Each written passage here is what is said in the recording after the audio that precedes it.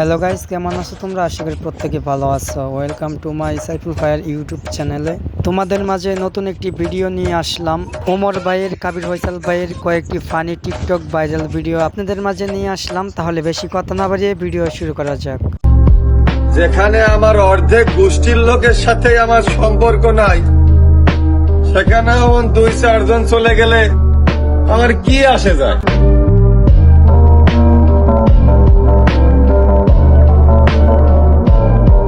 এবার ওমর ভাইয়ের ভিডিওটা শুরু করা যাক।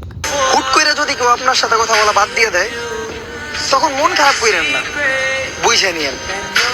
আগে আপনার সাথে অনেক বেশি কথা বলতো, এখন আর একজনের সাথে বলে।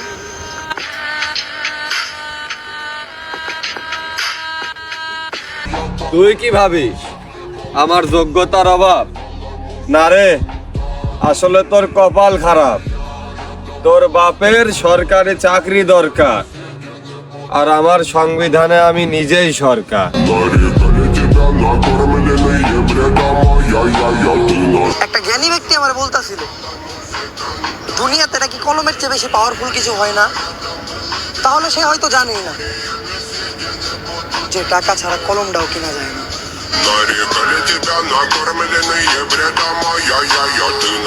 আমি জানি আমি খারাপ, এত ভালো হওয়ার হাউস নাই, তাই বলে সামনে এসে খারাপ বলবে কারো বাপেরও এত সাহস নাই।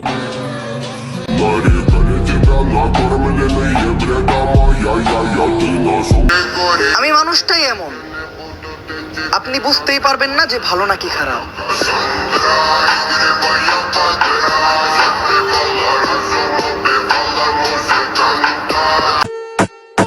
তোমার নজর দেখলেই বোঝা যায় তোমার আমারে দেখলে জ্বলে। তোমার ফকির নিমারকে অ্যাটিটিউড আমি রাখি পায়ের তলে। অভাবের সময় অপমান গায়ে লাগাইতে নাই, তাই চুপচাপ সহ্য করতেছি। একবার কাটতে দেও অভাব, অনেক ভয়ঙ্কর হইব এই অপমানের জবাব।